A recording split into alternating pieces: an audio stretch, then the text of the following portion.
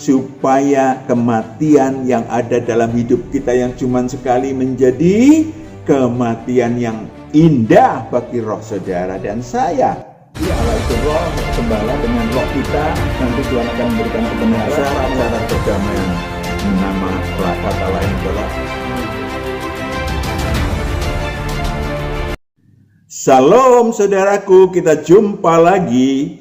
Sebelum kita membahas misteri kematian manusia, kita akan mendengarkan satu pujian. Mulia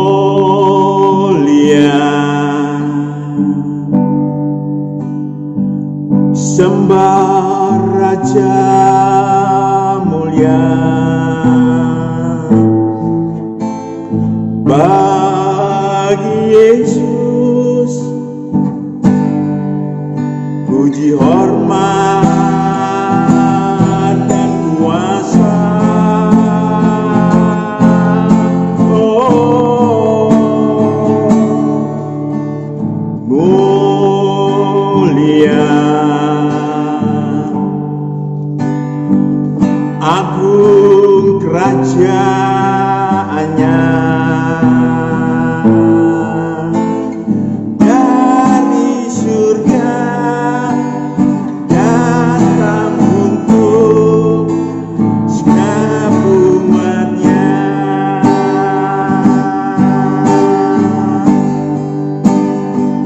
Dipuji, ditinggikan namamu Yesus, hormatlah, muliakanlah Yesus Raja. Oh, mulia sembah Raja mulia, Dia telah mati dibangkitkan jadi Raja.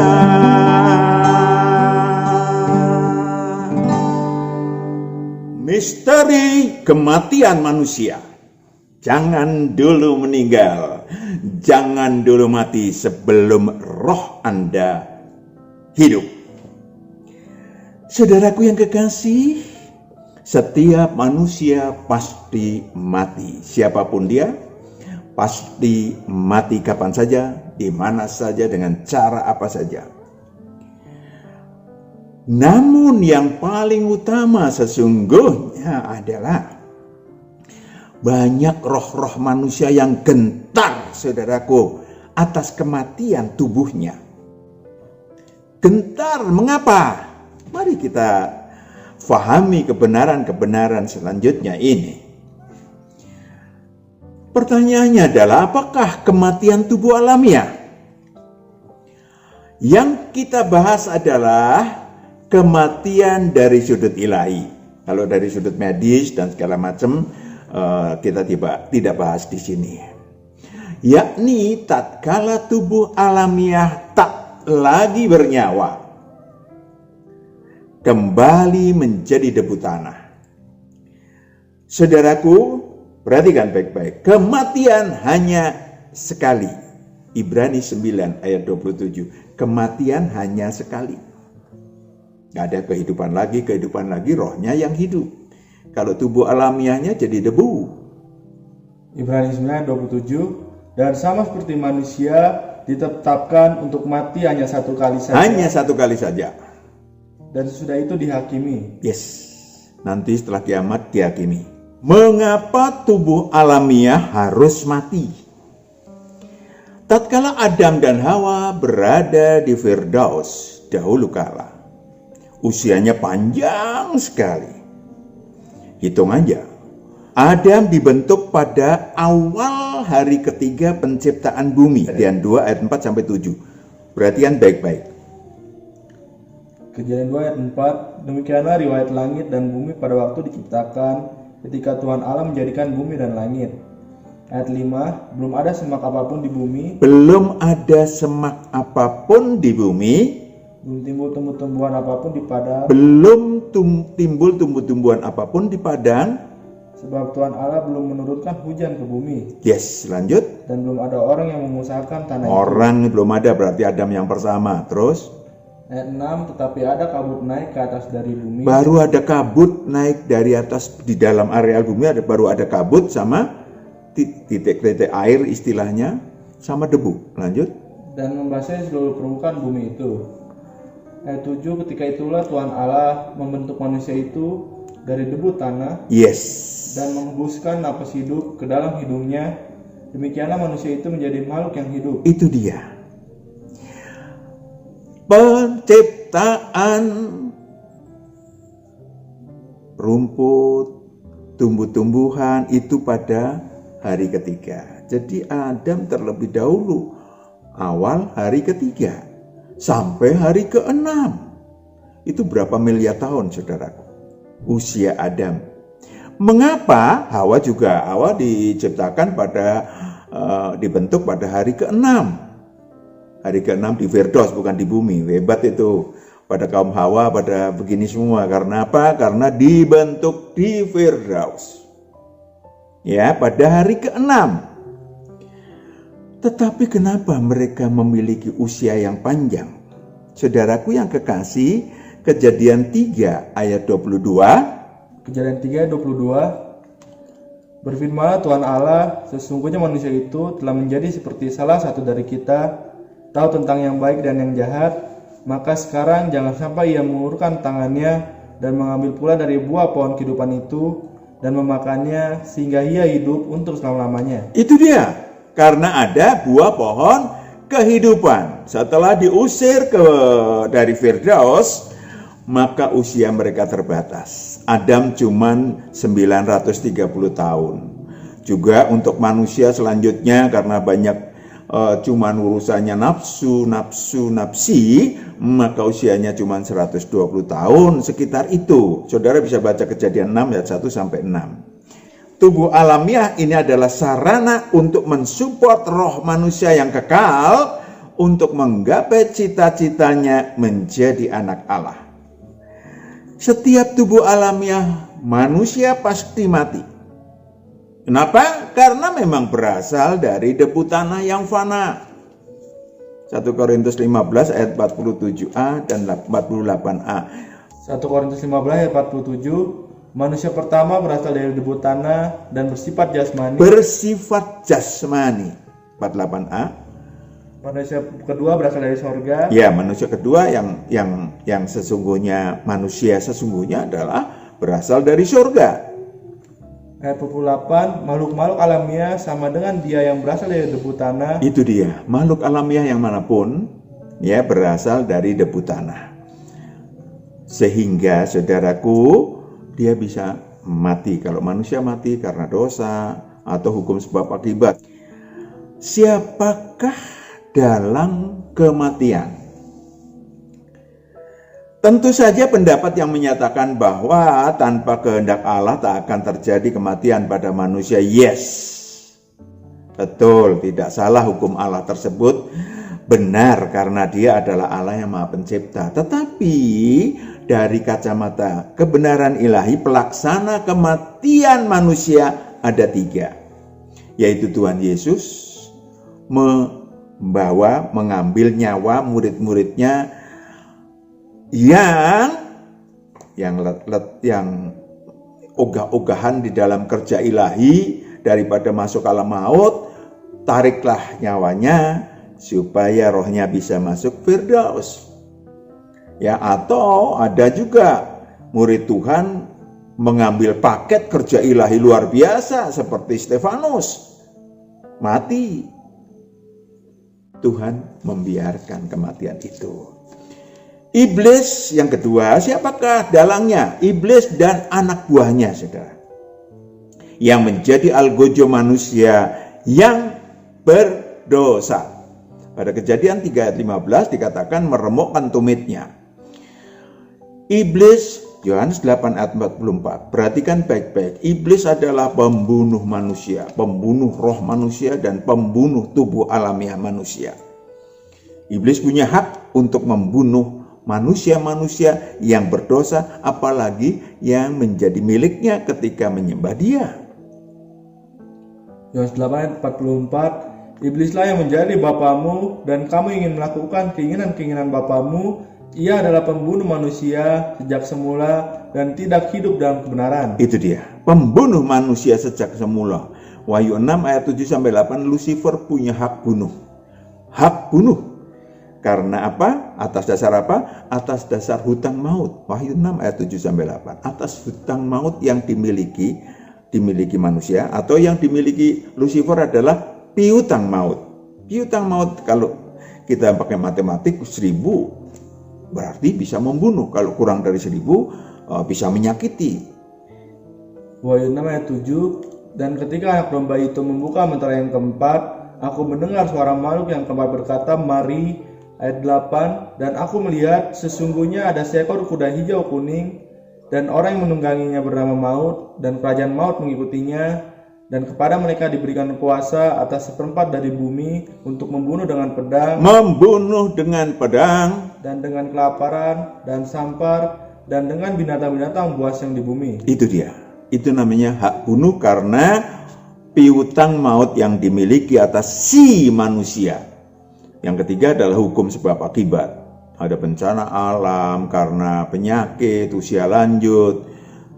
Saudara bisa baca ulangan 28 ayat 15 sampai 46. Itu tetapi tetap terkait dengan dosa si manusia. Keempat, kemana roh manusia setelah tubuh alamiahnya mati? Kemana roh manusia setelah tubuh alamiahnya mati? Tubuh alamiah manusia yang berasal dari tebu tanah kembali menjadi debu. Dan tanda kutip habis pakai. Roh si manusia yang berasal dari surga kekal tetap ada. Tadi udah dibaca. Kenapa? Karena kekal.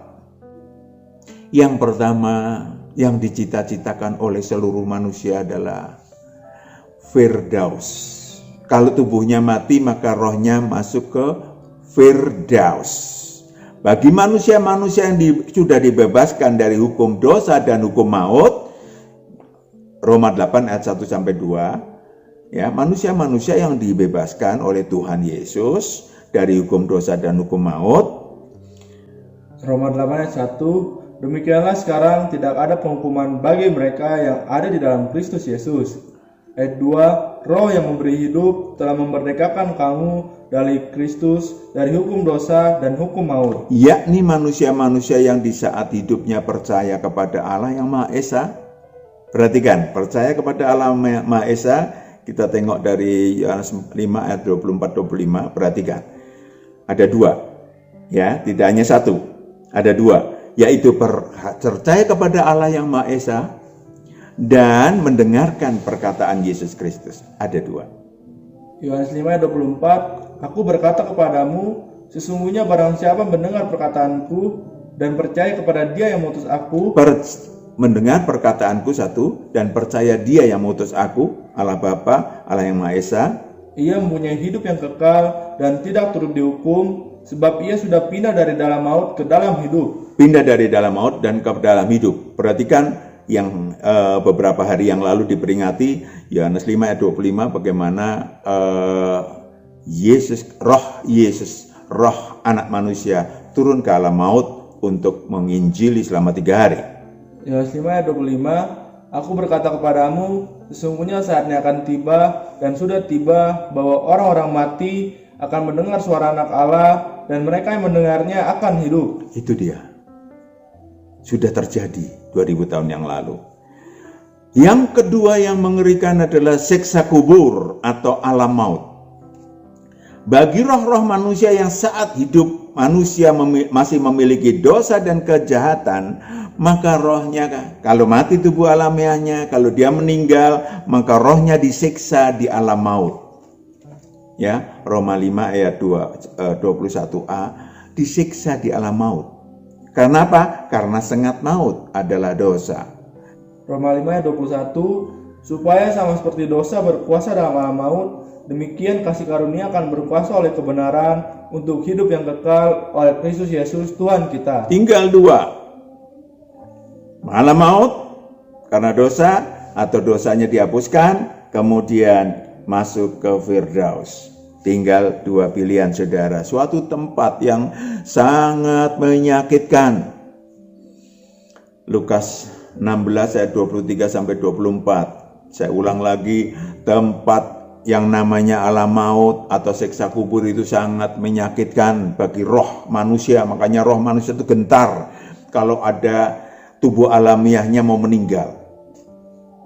Lukas 16 ayat 23, orang kaya itu juga mati lalu dikubur, dan sementara ia menderita sengsara di alam maut, ia memandang ke atas, dan dari jauh dilihatnya Abraham dan Lazarus duduk di pangkuannya. Yes, and then Ayat 24, lalu ia berseru katanya, Bapak Abraham, kasihanilah aku, suruhlah Lazarus supaya ia mencelupkan ujung jarinya ke dalam air dan menyejukkan lidahku, sebab aku sangat kesakitan dalam nyala api ini. oh, sangat kesakitan dalam nyala api. Itu gambaran dari siksa bagi roh manusia yang ada di alam maut.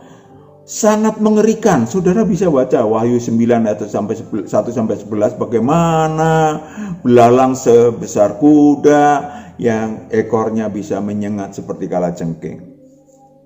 Sangat menjijikkan. Yesaya 14 ayat 11 sangat-sangat menjijikkan.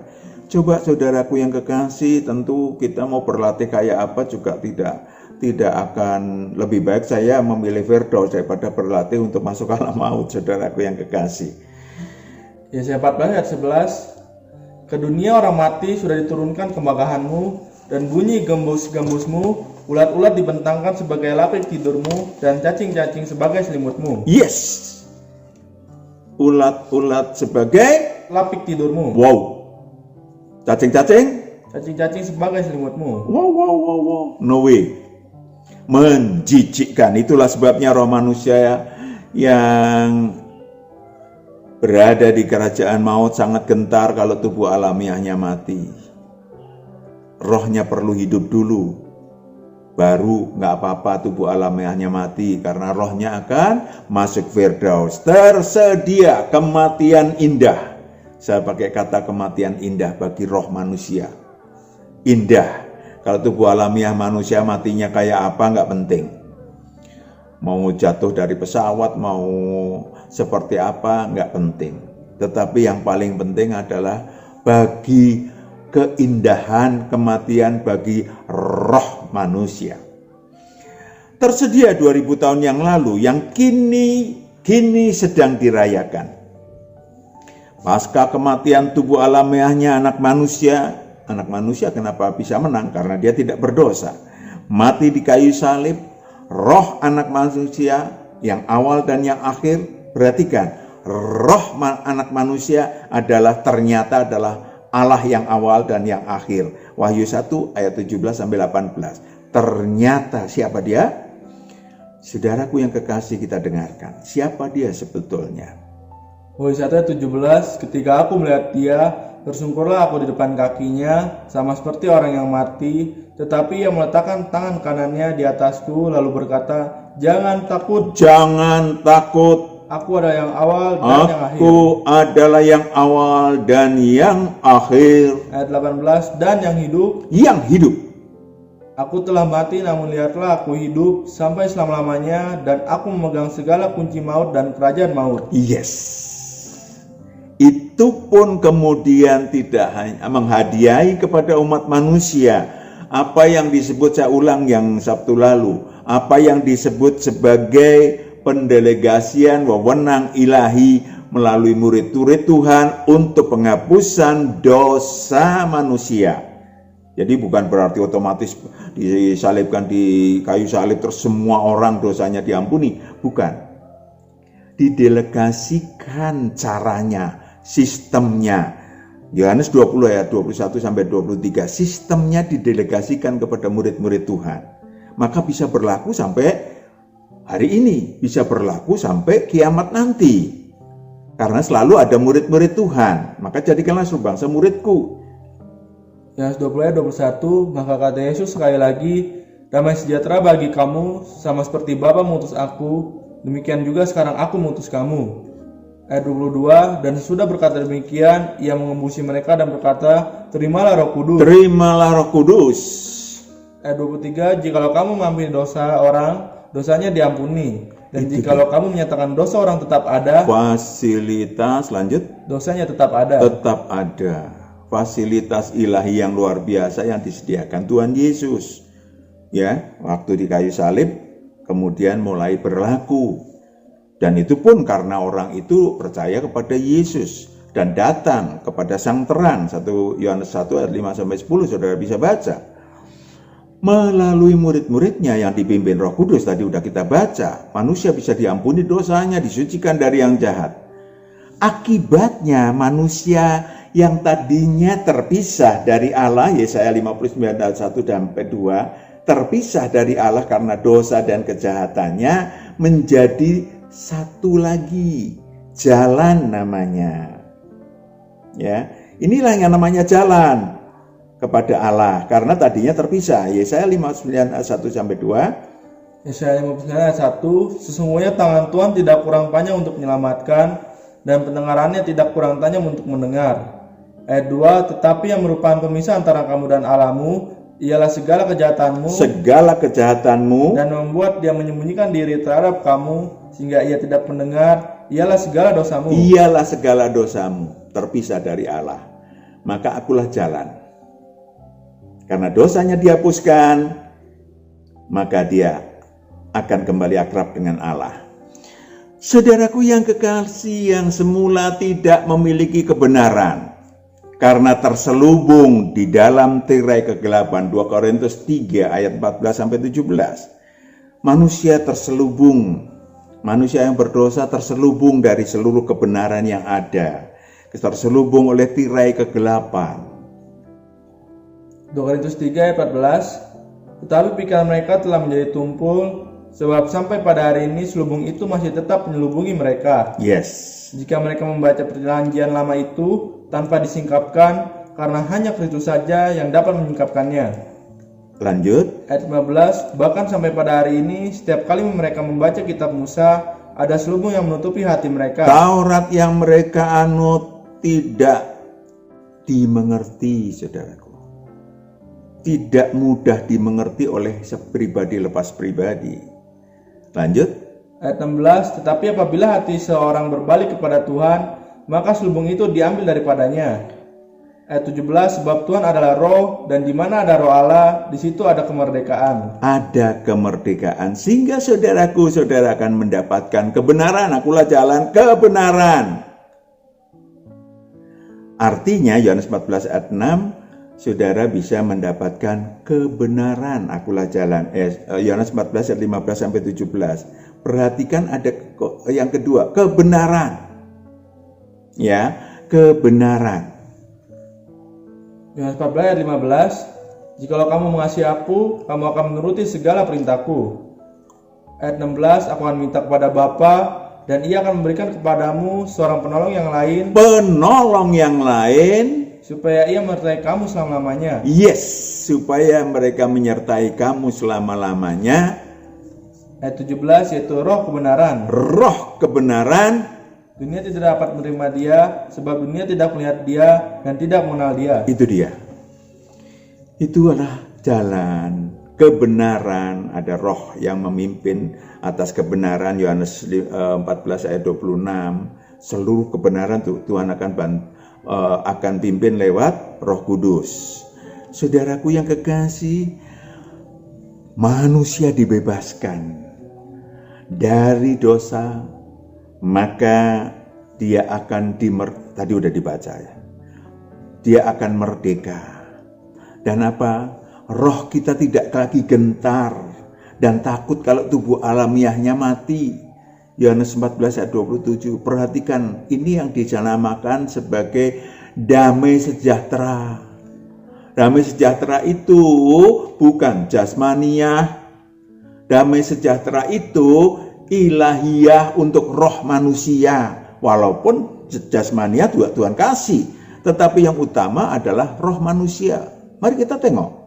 Yohanes 14 ayat 27, damai sejahtera ku tinggalkan bagimu, damai sejahteraku kuberikan kepadamu, dan apa yang kuberikan tidak seperti yang diberikan oleh dunia kepadamu. Janganlah gelisah dan gentar hatimu. Tidak gelisah lagi, tidak gentar lagi. Sekali lagi, roh manusia akan hidup. Setelah dibebaskan akan hidup, tumbuh dan berbuah. Kata hidup itu tumbuh dan berbuah. Roh manusia akan hidup dipimpin Roh Kudus sehingga ketika tubuh alamiahnya mati, ketika tubuh alamiahnya meninggal, dia akan hidup bersama Sang Kristus di Firdaus. Roma 8 ayat 9 sampai 11. Mari kita fahami sungguh-sungguh supaya kita menuju ke sana. Supaya kematian yang ada dalam hidup kita yang cuma sekali menjadi kematian yang indah bagi roh saudara dan saya. Roma 8 ayat 9, tetapi kamu tidak hidup dalam daging, melainkan dalam roh, jika memang roh Allah diam di dalam kamu. Tetapi jika orang tidak memiliki roh Kristus, ia bukan milik Kristus.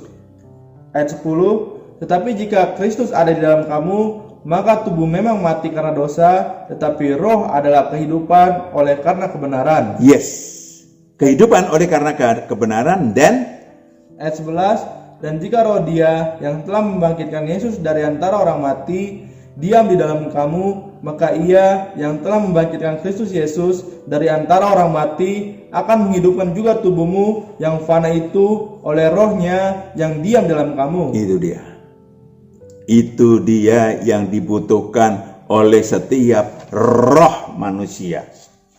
Supaya roh saudara dan saya tidak gentar, maka tinggallah di dalam Kristus. Roh saudara hidup, terlepas dari siksa kubur kelak. Tuhan memberkati.